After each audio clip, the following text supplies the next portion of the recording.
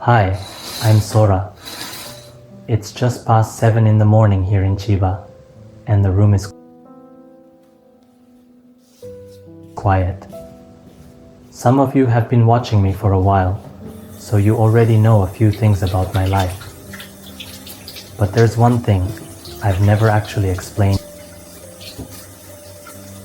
here. So I'm going to say it now, plainly, and then I'll go back to my morning. I have 3 children. I'm not able to see them right now. I open the curtain first, every single day, before I do anything else. The light comes in, and the day starts, whether I'm ready or not. I've been putting this off for about a year. I'm divorced. My children live with their mother. I'm here in Chiba, and I don't see them. That's the whole shape of it, and I'm not going to add anything to it. I'm not going to talk about why, and not because it's a secret. There are 2 sides to it, and only one of them is in this room. Whatever I said would be the only version anyone ever heard. I moved out here, partly because I wanted a life I could actually be present in. Slower work, a shorter day, and fish on the balcony, which sounds ridiculous when I say it out loud. But it's the first life I've had where I'm not always leaving.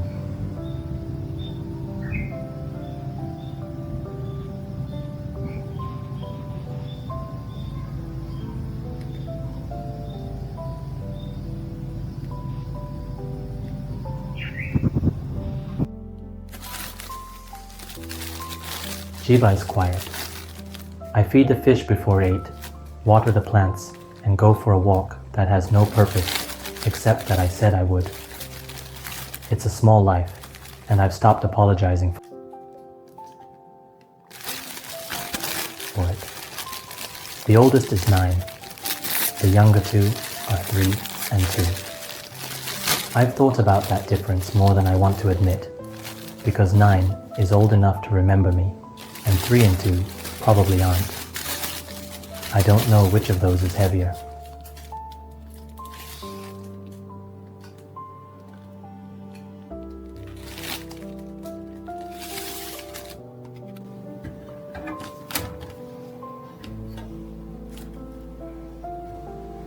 I say those numbers out loud maybe once a year, and today is the day. Then I put the bread in the toaster, because that's what you do at 7 in the morning.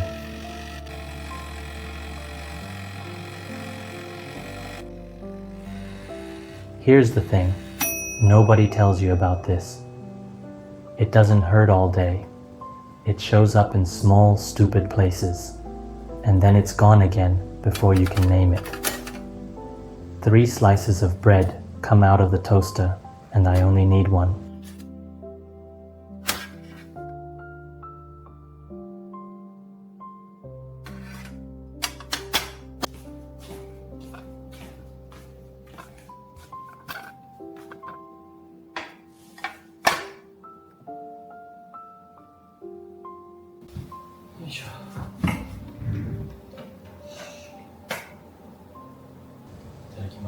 I sit down with the same tray, in the same spot, every morning. I put something on the tablet so the room isn't silent, and 20 minutes go by. Most mornings, I don't think about it at all, and I've stopped feeling guilty.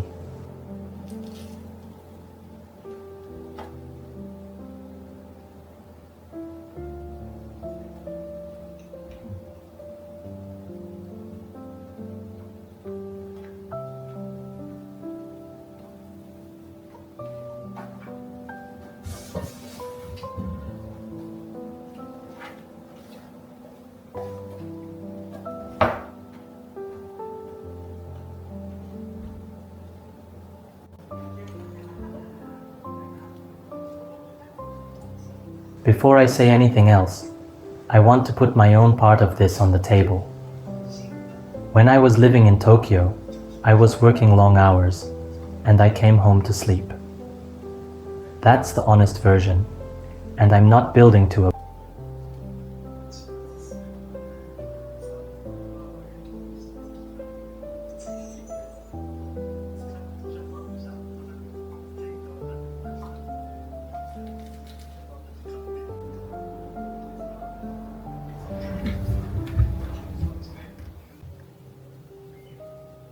but.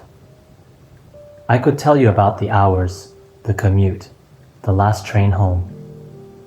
But every time I start explaining it, it turns into a reason. And a reason is just a nicer word for an excuse. I don't think anyone waiting for me cared about my schedule. So I'll say the flat version instead. I had time, and I spent it somewhere else. That was my decision. Made 100 small times, and I made every single one of them. Nobody took that time away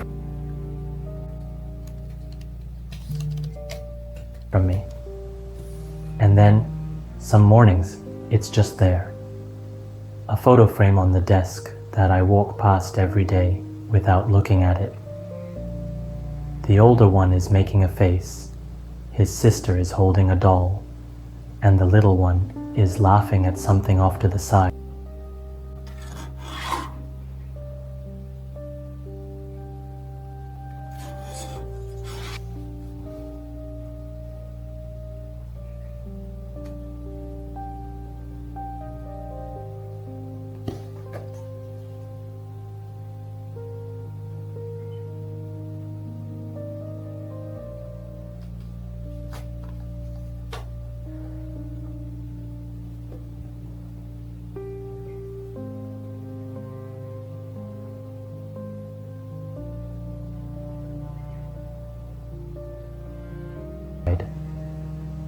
I don't remember the day that photo was taken, and that's the part that gets me, honestly.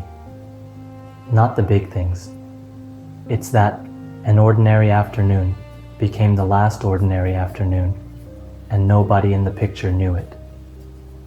I still keep the frame face up on the desk.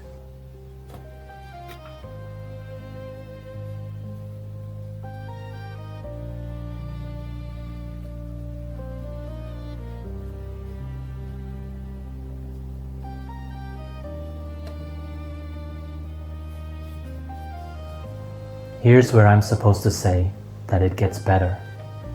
I don't know if it does. Some things you don't fix, you just carry, and you get slowly better at carrying them. Today was one of the heavier ones, and it will pass by lunch. What I can do is be someone worth talking to on the day there's a conversation. Not a man with a speech ready. Just someone who kept his life in reasonable shape and didn't fall apart while he waited. There's a drawer in the room where I work, and inside it there's a folder with a few things I kept. Some pictures from before any of them were born. A page of scribble from a kid who couldn't hold a pen properly yet.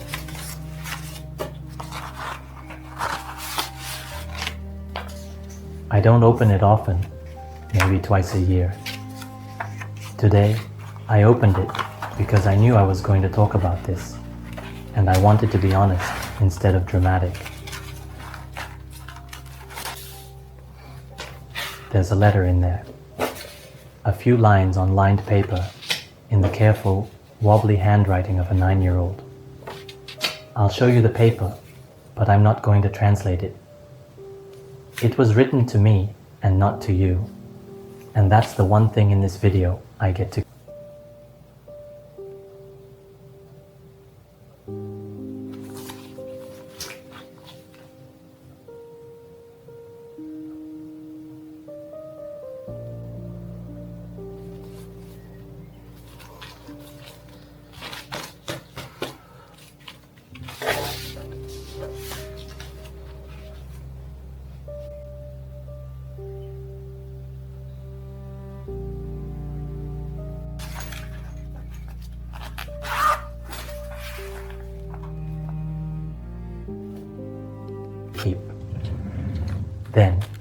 put it back and I close the drawer.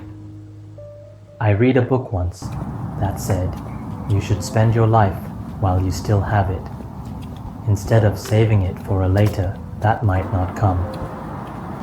I think about that a lot.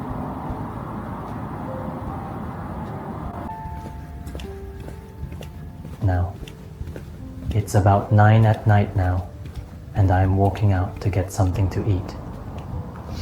I said all of that this morning, and then the day carried on the way days do. I worked, I answered a few messages, and at some point I got hungry. That's the part nobody warns you about either. You can say the heaviest thing you have ever said out loud, and your body still wants dinner. I don't think that's coldness. I think it's just how a person keeps going without deciding to.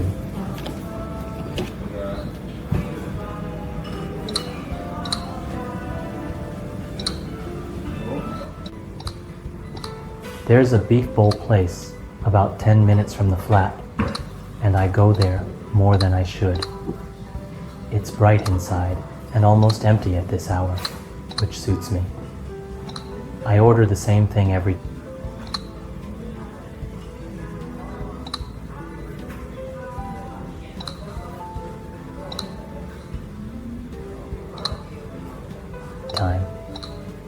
I used to think eating alone was something to be embarrassed about. Now, it's just a Tuesday. Nobody in here knows anything about my morning, and there is more relief in that than I expected.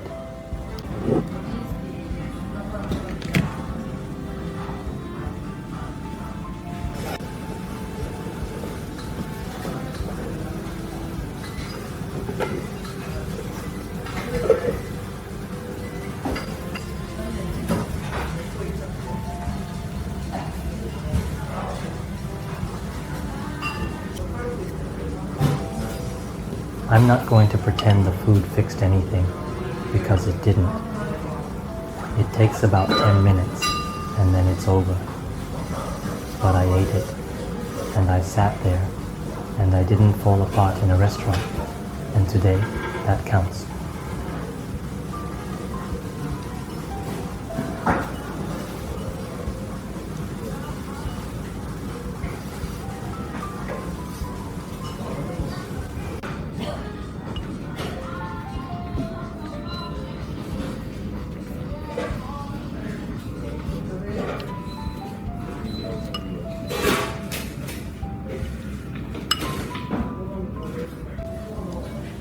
I still put my hands together before and after, even alone at a counter at 9 at night.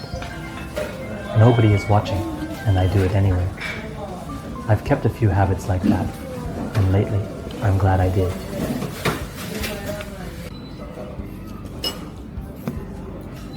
So that's the whole thing.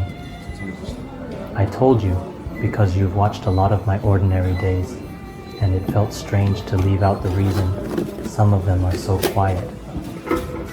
I'm not asking anyone for anything.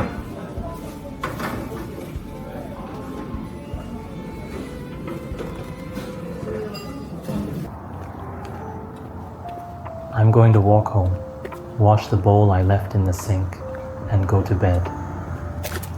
Tomorrow, I'll open the curtain again, because that's the one thing I always do.